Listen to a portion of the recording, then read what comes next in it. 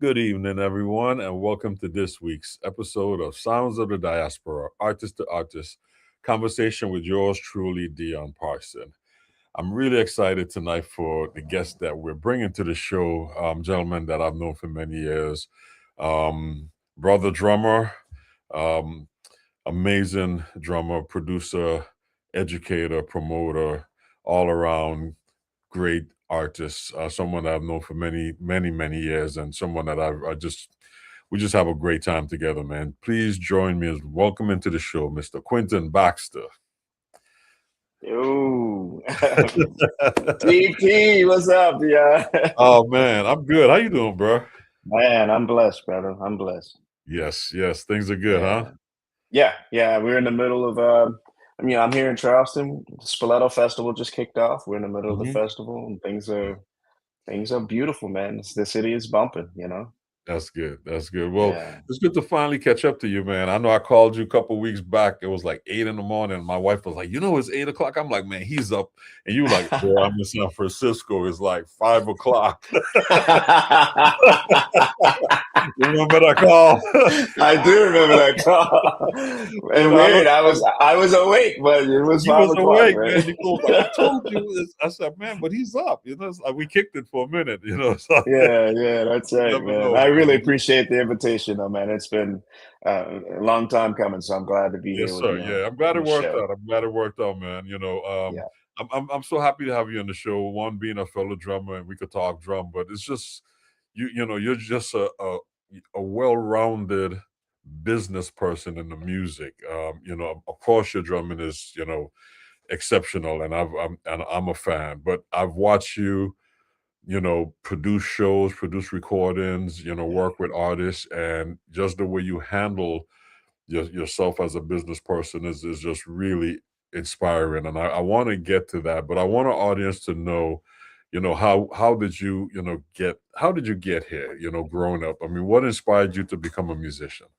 Or Oh who man, inspired I you? I don't know. I don't know myself without having played some type of instrument, especially a drum. Right. My mom's a drummer, and she taught my dad. I have three brothers, two older than I. And so drums is a family instrument, and I grew Okay. up playing in church. My mom played in church. She taught my dad to play in church. And at that point, I didn't understand the depth of my mom's playing until I got older. Right. But when we were kids, you had to be able to play specific instruments. It was like graduating to the drums. So we had little sticks, and we sit behind her at the church on the back bench. Well, it's really the side bench. Mhm. And she would listen to us play with sticks on an old Sunday school box. Mhm. Well, during service to make sure we had good rhythm. And then she would listen to us, tell us to get it right, while my older brothers were already on drums and telling them to get it right. Um, so when you realize that here's a lady who just can hear all of this stuff and actually monitor it all, and by the time I got to the drums, with such healthy competition in the house, I was pretty accomplished as a church drummer, as a Mhm. gospel. So I'm a gospel musician. Let's go ahead and put that out there. I'm a gospel musician who learned how to Right. play all the other styles. Um, but man, I got good, and I was like 12 or 13, and and right when I was at that point when cats were coming to the church just to see me play, and my mom got wind of that. She looked in the corner. It's a small church, man, Mhm. and she saw the cats checking me out, and she didn't dig the fact that I was a little like showing off a little. So she actually took me out off the drums. She motioned to my dad. He went into the church kitchen, rolled out this big 28-inch bass drum that she taught Mhm. him how to play. She brought the snare drum over to the altar, put me on the altar, and made me pray. And she played the hell out of that drum, bro. She played. There was no more Wow. hell in that drum in that church, bro. she Wow. she wailed, and I was checking her out. I'm being. That was the humility that went into that moment. Mhm. Was it was crucial. It was essential in my life, because that's when you realize that not only was I taught that drumming is a spirit and you have to have a right attitude and a good spirit, otherwise it permeates through the whole band, through the music, Right. that your focus is serving the music, Mm-hmm. and groove. Your focus is actually making sure things are copacetic. Everybody can groove, like Cadillac suspension. There's no Right. bumps in the road, no Exactly. matter the style. It's about, that's your purpose. That's your role and that's your goal. Everything else is great as long Mm-hmm. as that's never sacrificed. Yeah. Yeah. Yeah. Yeah. So I learned that at a very young age. I was in band because my mom made sure we were in band. We had to learn how to read music. We were, you know. Um, but then when I was in high school, I had a gospel career. Mm-hmm. Um, toured in the gospel field, and there's Gospel Music Workshop of America and everything. And then after high school, I decided I was going to do holistic pediatrics. So I went to pharmacy school and I Okay. did. And we're in the 80s, right? So Right. here I want to do holistic pediatrics, and that wasn't even it wasn't gonna catch on, right? And Right. but I realized that what that had in common with music was, I mean, if I ever got my doctorate, it would be in music therapy because of how much I care. But I believe in the healing qualities of the music as well. So Right. um, and that's, we're drummers, first partakers of vibration, first partakers of what we show up to do. We should benefit from every performance as others benefit from the performance as well. So, Right. And I'm really glad you said that because I was having this conversation with some friends of mine, and I said, it's a twofold when you play an instrument, because you of course you're sharing your musicality and the spirit of the music, but it's healing also, that's right. So you have to cultivate yourself to be able to share, but in the process of sharing, you're being rejuvenated at the same time. So it's a twofold Yeah. for musicians. A lot of people don't really see it that way, or we don't really talk about that much of, how Hmm. much we're affected by the spirit of the music as well as we're That's right. performing. Yeah. That's so true, brother. And to give up the opportunity to actually make sure, if anyone's feeling better about having come to check out live music, it should be the musicians who are there to perform, Yeah. Yeah. as well as anyone else who came to actually, Mhm. receive the vibrations, Mhm. receive the good Yeah. energy. We're energy workers, man. And if we show up and insist on being and staying in a bad mood after playing, I mean, I'm sorry to hear Right, that. right, right. No, but Uh, if you look at ancient history, especially in Africa and the griots and the African yeah, culture, you have the spiritual healers and the medicine man of the village, but a lot of them mhm, are musicians as well, and they use music and the drums as a way of healing, that's and is the right. foundation of a lot of African cultures, the drum and Mhm, dance and vocalizing. So we're yeah, we're part of that lineage. that's right. Yeah. Yeah, so Yeah. that's great, man. And I didn't know that about your upbringing from the church on that level, and it makes sense now knowing who you are. But you have so many tentacles, when I speak to you, like, oh, I'm doing this right now, I'm doing that right now. So coming up in the church, I could tell from the foundation you have and the spirituality of approaching the music. Mhm, But you've taken that to a whole nother level because you've built a reputation in the jazz world. You've worked with some of the greats, and you produced a lot of music and you produced a lot of shows as well. So how did your career come about as a performer, but also doing the other things that you do? it really was. It's a blessing to. I mean, for my path, for how it actually happened for me, it was all cats would come through this side because I never moved to New York. Um, there's no place in the world like New York. I'm not saying anything about that. I'm Right, saying my daughter was born at a time when I had to make a decision whether or not I was going to actually uh, be a part of her life or be a part of New York. right. And so being here in Charleston and having zero regrets. I have a beautiful daughter, and we have a wonderful relationship. It's it was my path, but a lot of the cats actually came through here. Either it was me initially hooking up with Herman Burney, who was a bass player living in Wilmington, North Carolina. But we had a jazz club here in Charleston called the Chef and Clef. And when I moved home, when I decided to do music, get my degree in music in 92 or 93 when I moved home, I went and started listening and playing at the Chef and Clef. And one of my biggest mentors was Oscar Rivers, who's an alto saxophonist, and he's a pianist and alto saxophonist, mainly an alto saxophonist here. And he was playing on Mondays, and man, he was a huge influence on how I listened to the music. And you would dig this, Dion. I would go to his house after I sat in. I told him I wanted to really get better and really learn what the music was. He invited me to his crib, and he started playing his favorite pianist, and that was Monty Alexander. No kidding. Okay. It was Monty Alexander, who I ended up playing with, right? Right. So it's like, but he sent me home. He was impressed with the fact that I had a turntable, so he sent me home with some vinyl, and I was checking it out. And then I went back to him to learn how to listen to the music. And on every gig, he could tell I was really checking out the drummers and the piano player's left hand and seeing what was happening with the conversation. When you have someone in your world, not necessarily on your instrument, but that person is someone who's going to hire you based on how much you pay attention to what they're saying. Right. And that person's a very, very well-known mentor. And along with him being a mentor, I had Teddy Adams, I had Lonnie Hamilton III, I had all these older cats here, George Kinney. They all groomed me in ways and had encouraging things for me to say, but very critical about my swing. Say, you gotta lock into your swing a little more. You gotta do this, you gotta do that.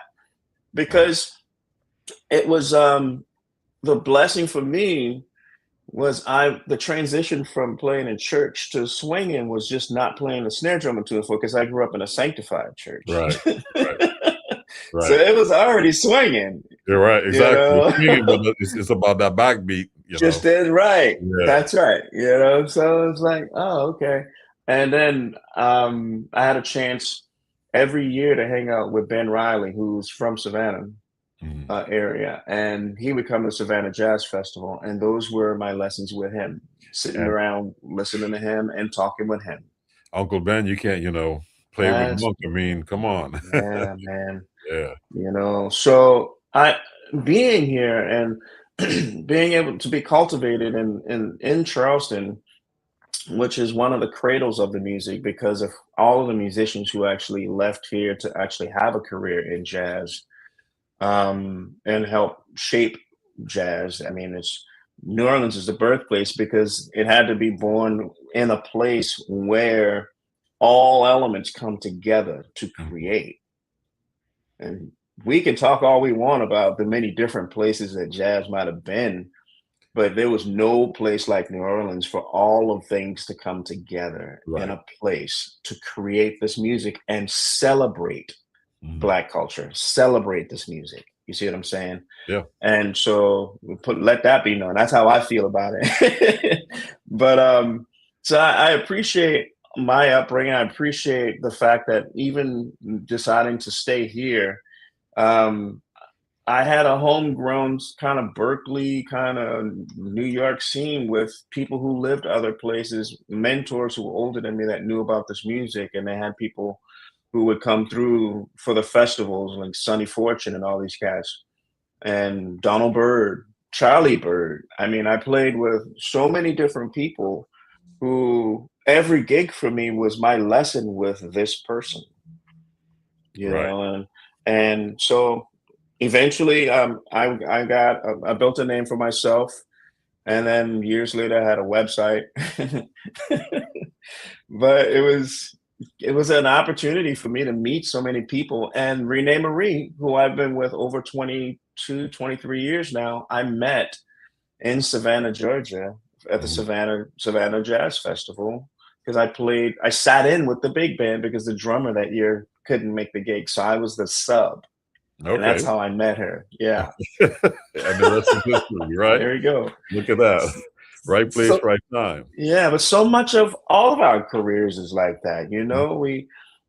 luck is where opportunity meets preparation, and that's when you prepare and you're able to actually step into those opportunities. I tell young people that all the time, younger people that all the time. You just make sure you're prepared. And whenever you're not prepared, learn the lessons. Always learn the lessons. Right. And Yeah. that's so true, you know. But talking about New York real quick, you know, I know you didn't move there, but you come to New York so often. Yeah. You know, because I first heard of you in New York and then traveling with, you know, Cone and coming out to Yeah. the Georgia area and stuff like that. And that's how we connected. And then actually That's coming right. down and performing at one of your concert series, you know, I That's was like, right. okay. But then you come into the islands with René Marie and performing down there. That's right. You know, Yeah. it's a small scene and eventually everyone will connect on certain level. But it was really great for me to see the roles that you play in some of the productions that you that I've been involved in with you, you know, Mhm. whether you the producer of the show or the curator or the performer or, you know, it's really been amazing. Not too many musicians can do that. And I want to Mhm. talk a little bit about the business side of things because that's one of your strong points, is making sure that the business is taken care of. And a lot of musicians, put it this way, we don't learn that in school. We don't learn that coming up. No. Nobody talks about that. We just talk about the gig and the aesthetics of the music. So, Mhm. you know, share with our audience, like as a business person in this profession, what are the key things that you know you want younger musicians to focus on? Well, I want younger people to actually invest in the quality of the product, and Right. and the product would be them. However, they have to wrap their heads around the fact that not only are they the product, they happen to be the CEO of the company Right. of this product. Right. You see what I'm saying? So you're in the shed. You're actually getting this product ready, but you're the CEO of this company. And everything outside of you, any professor, any teacher, any mentor happens to be a consultant of your company. So the ownership needs to be you as a CEO cultivating your product, taking advice from cats who Right. Right. who actually understand what's going on. Mhm. And if you don't want to take the advice, that's cool, but that's your company. If Mhm. you're not shedding, your product is your product for your company. So the ownership happens to be in the one person. So whatever someone's needing from your company, that product, you will actually make sure that it's ready. Mhm. It's ready for promotion, it's ready for production, and it's ready for performance all the way around.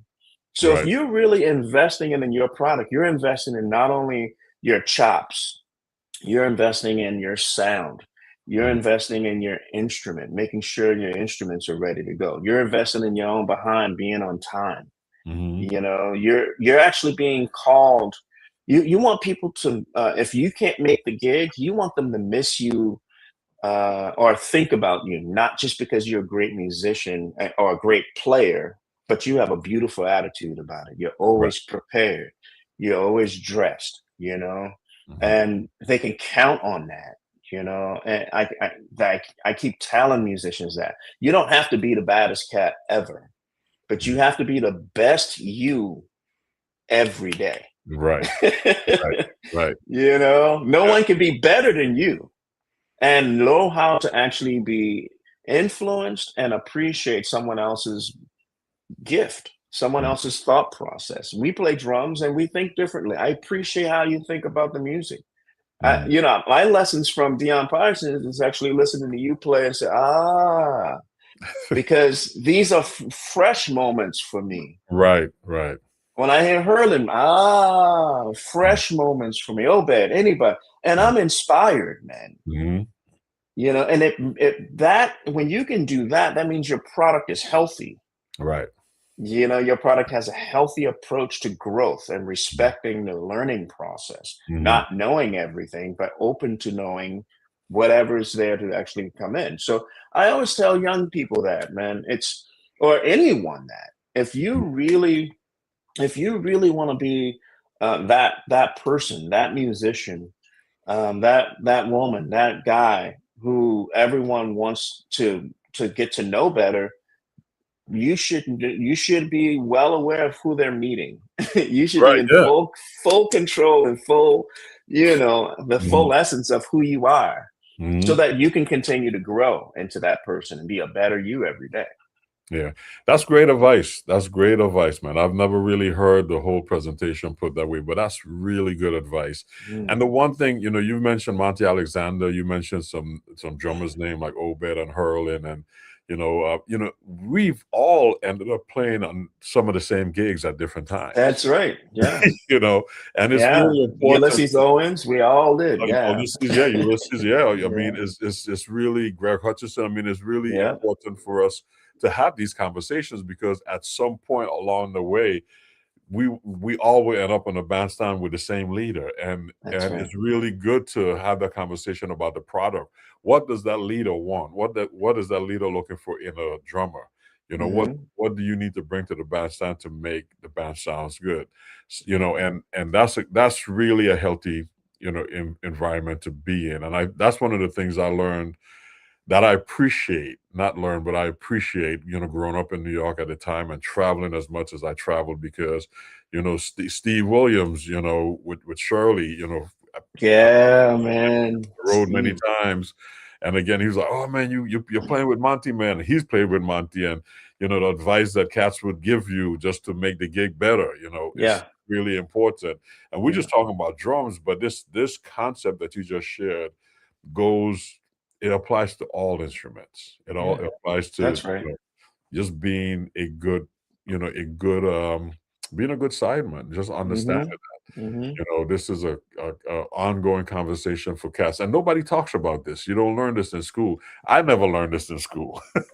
I try to teach when I was teaching at the collegiate level. I shared this a lot with not only the students in my studio, but I was able to coach jazz ensembles and do special topic master classes, just things I wanted to talk about. And for a long time, because I taught over 20 years, but more of my lessons were coming home from the gig and having hung out with Lewis Nash or Jeff Hamilton, or the cats, man. And I'm like, I know I said this last week, but I learned better. Yet 2 days ago, I would be telling my students, well, I changed my mind about what I said because I learned better while I was on the road, showing them that is the road is the teacher. We're in a research lab right here. Exactly. This is at best a research lab. This is hypothetical research. When you're behind, get out there. You don't play the one for Monty, he's gonna turn around and look at you. It's like you gotta sting that thing, bro. It's like that's a real world out there. That's where you play it, and man, it's just great advice, bro. Thank you for sharing that, man. That's good advice for any, not just drummers, any young person coming up. Just really trying to build himself as a product. I've asked the same question from Antonio Hart. I've asked the same question from Mark Roach. And these are guys that kind of, how they are. They're very, on top of the business side of things. And I mean, we all are, but some folks more than others. And because of where you are and what you've built down there in South Carolina, it's really impressive. And I just really wanted our audience to kind of know that about you and research you and check you out and support what you're doing, because your influence goes ways beyond the drums. That's all I'm going to say. Thank you. And there's so many questions I have here that we can't even get to, because I'm looking at the time and I'm like, wow, man, we're not even. Oh, wow, man. We got to jump into some music soon, man. But maybe I'll come back. We'll do another. Definitely. So as let's talk about you as a band leader. Because I know you've worked with some of the greats out here, but as a band leader, you have your product out here, you have your band out there. How different is this being a sideman versus being a band leader? The one thing I've learned, because you know, we're blue collar workers. Let's go ahead and call it what it is, right? We're rhythm section players. But when Max Roach is your ace, you know, you're talking about someone who's never compromised the integrity of the music, right? We're talking about Buhaney. He never, you know, when you hear them play, it's never a compromise with the integrity of the music. Right. So if you feel that way when you're a sideman, what you want to do is hire people you don't have to lead who actually feel that way. Right. So basically all you do is make the calls, you arrange the music with the people in mind, but you already know these people, you know the strengths, you know the non-strengths, and then you orchestrate an experience for everybody to eat and eat well. Right. You know, musically speaking, you know, right. and that's how you take care of the integrity of your presentation. And that's basically what band leading is for me. If I decide I'm going to actually put a show on with my group, you best believe the integrity is the first thing. And how do I actually maintain a prominence in that integrity? Has to do with personnel, has to do with the music. I don't pick hard music that's beyond anyone's grasp in that group. Right. You see what I'm saying? But we will play everything with energy and vibrance and, you know, the spirituality that needs to be brought to the table. So that's how I lead. I just lead by hiring people and I don't have to lead. That's a good way of putting it, bro. Leading is a drag, man. Leading when you actually when you have to lead, that's when someone's messing with you. That's when you feel like, okay, I can't call this cat much more because now I'm leading.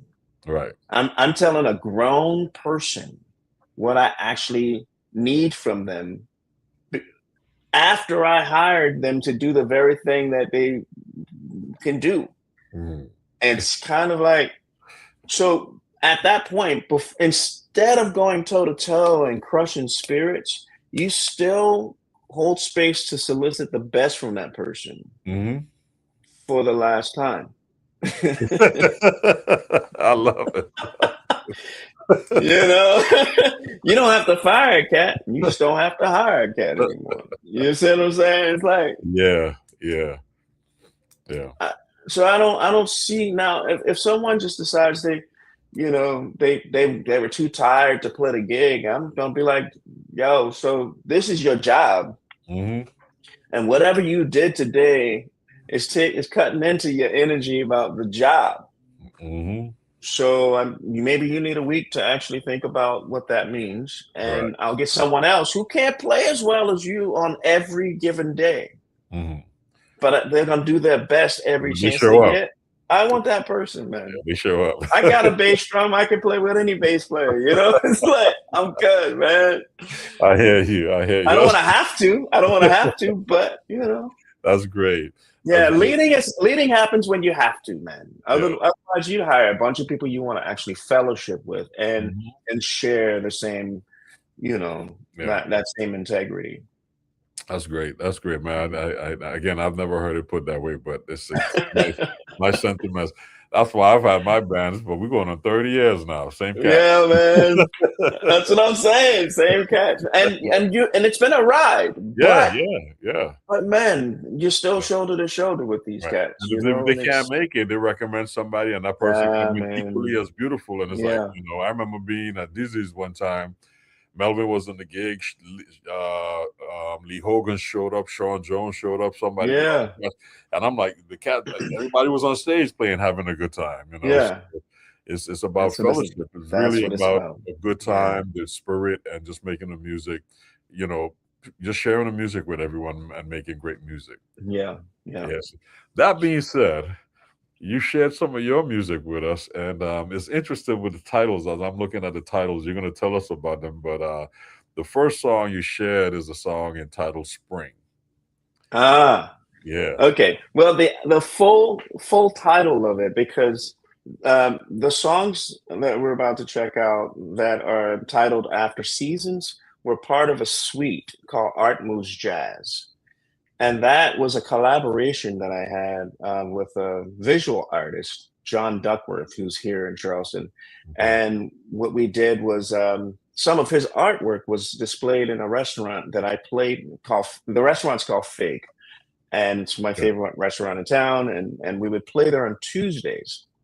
Well, art, I'm checking out the art, and it's like abstract, these landscape abstracts that's happening. And I'm playing.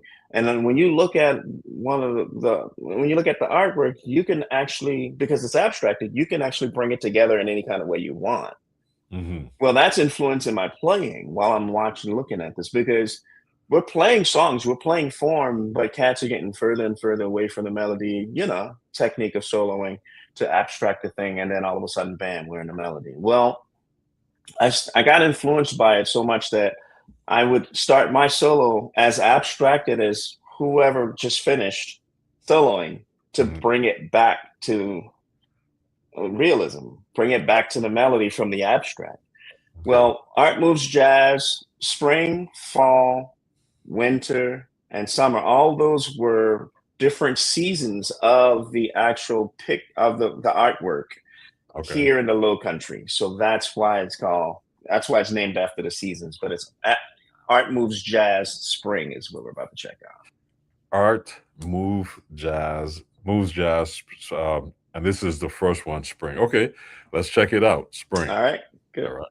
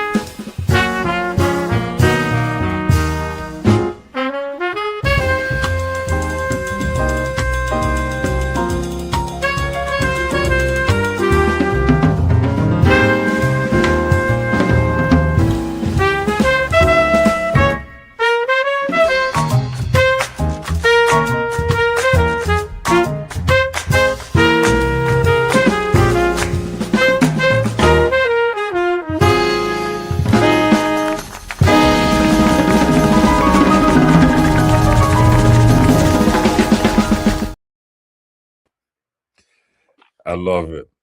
I love it. I Thanks, love brother. it, man. It's in 7/4, right?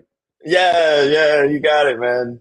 A lot of the groove is it's more like a 7/4 shuffle, but Right. you can hear the whole church vibe, washboards, tambourines, and the hand claps. Oh yeah. So it's all reminiscent of the church thing. So Beautiful, beautiful. Let's jump right into summer because I know it's supposed to segue right into yeah, this. let's do Let's it. check that out now. Okay. This is Art Moves Jazz Summer.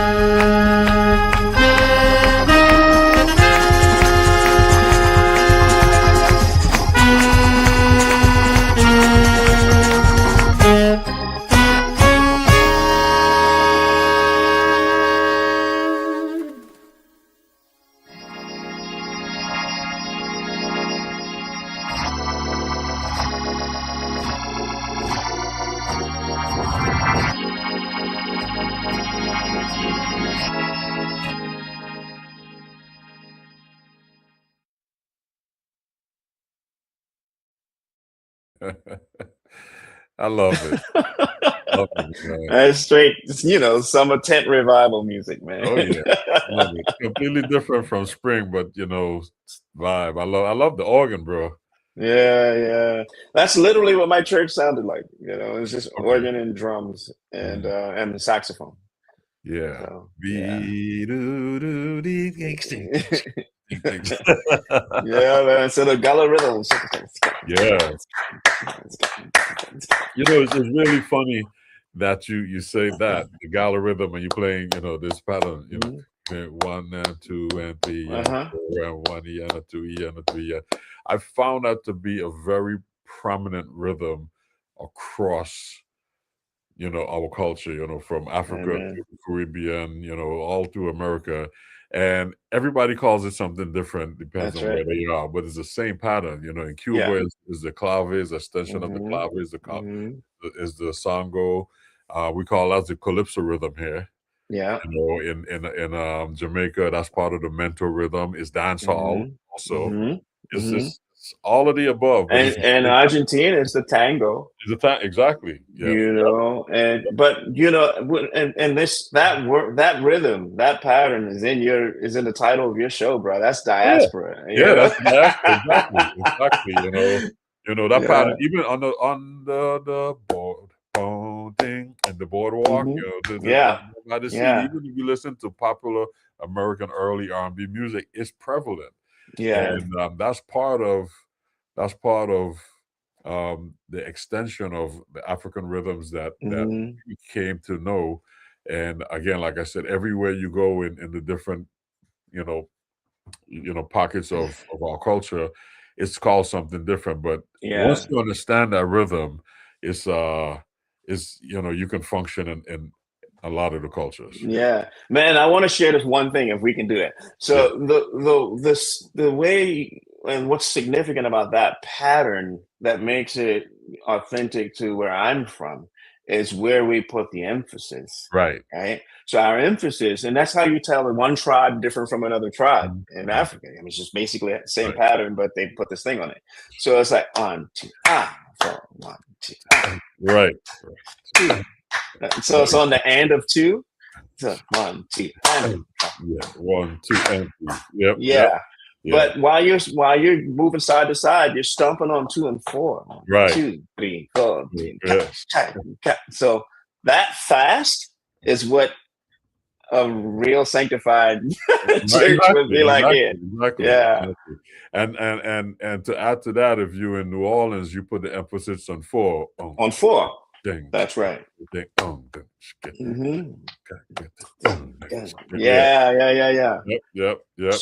But you see what I'm saying? It's like it's just how you tell the difference between the tribes. How you tell the difference between the tribes. That's beautiful, man. And I mean, I'm just happy to hear the rhythms. I mean, because it's like you said, it's fresh. When you hear it, it's like, wow. Like on the first song we was listening to, when the claps and the tambourine and everything came in, it was on this other side of the beat. And I was listening to, man, that's so hip, because it was in the pocket, but it wasn't on the beat. I was like, wow.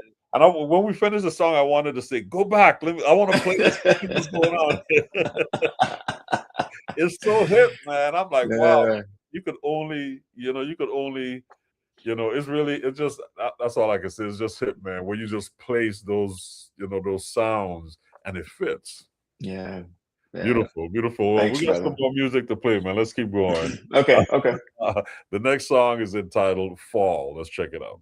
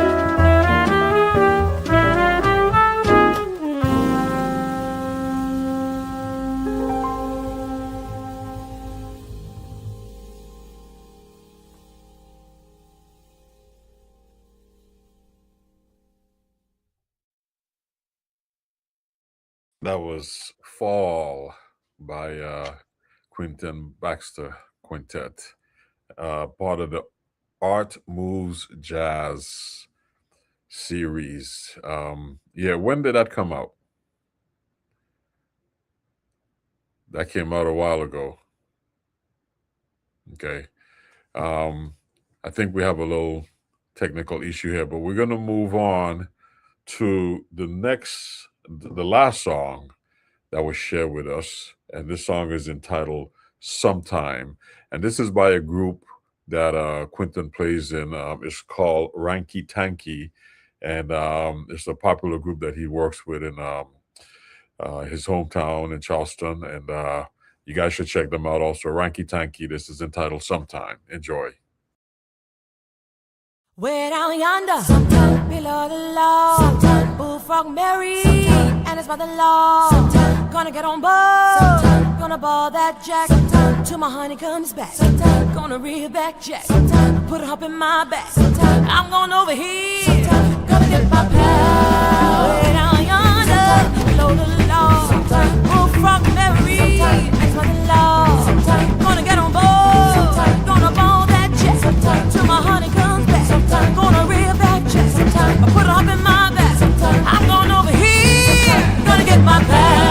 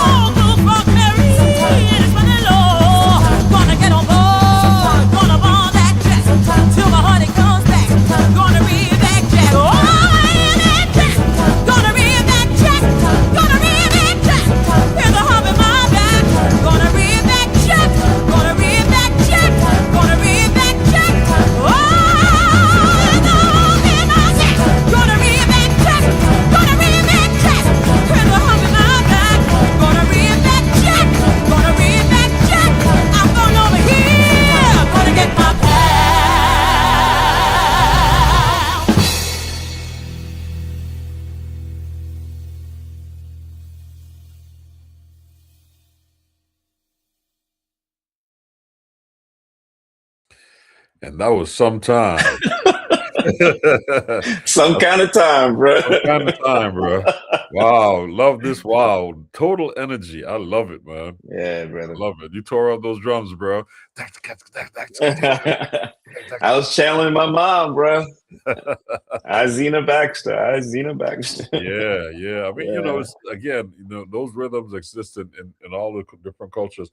We call it something different, but I'm listening to you play and I'm like, man, I'm, you know, same thing. You know, Yeah. it's beautiful. It's beautiful. Yeah. Yeah. Great music. So, I mean, we're out of time, but I really, really, really want to thank you for taking the time out of your busy schedule, for being on the show and sharing your, you know, your great stories with us and your professional, you know, insight of the business and your music, which is really amazing, man. You know, folks, go check out Quentin Baxter and his group, and check out RANKY TANKY also. Yeah. That's another amazing group, and the many artists. We didn't even get into all the folks you're playing with, man. We didn't even It's crazy, man. It's a blessing. Like this weekend, I'm here celebrating the music of Moacir Santos, who's my favorite Brazilian composer, and Chico Pinheiro's flying in tomorrow.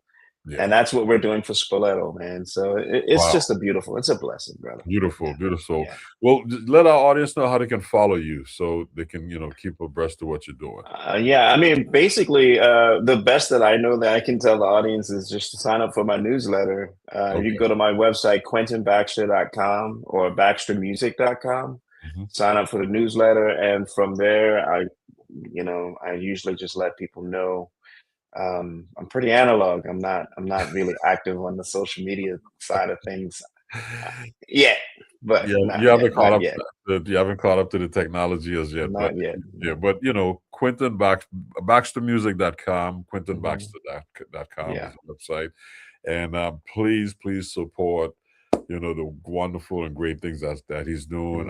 Amazing musician, extraordinary, and they're a beautiful human being and they're friends. So, bro, I can't thank you enough. My pleasure, brother. My honor. My honor to be here with you, brother Dion. We got to have you back, man, because there's so much things. I got like 5 questions I've been asked. I only asked you like 4 questions and it just took off. So we got more to talk about. Let's do it, man. Let's do it. Anytime. All right, man. All Thank you again, bro. All the best. Have a great weekend at Spoleto, and we'll talk soon. All right. Blessings to you and your family, brother. Yes, sir. You too. Take care. Ciao. Yes. That's the one and only Mr. Quentin Baxter doing his thing, being as you know, as professional and proficient as he always always is, you know. So please go check him out, man. A good friend, amazing musician, a beautiful human being. So check him out, Quentin Baxter. All right. Come back next week and join us as we bring to you the one and only pianist extraordinaire, Mr. Marcus Johnson, and he's going to tell you his story about the legal side of things, because he's a lawyer as well and amazing pianist, jazz pianist. So come back and check us out next week as we bring you more great music and more great musicians here at Sounds of the Diaspora. Take care. Have a good evening and see you next week. All the best. Bye-bye.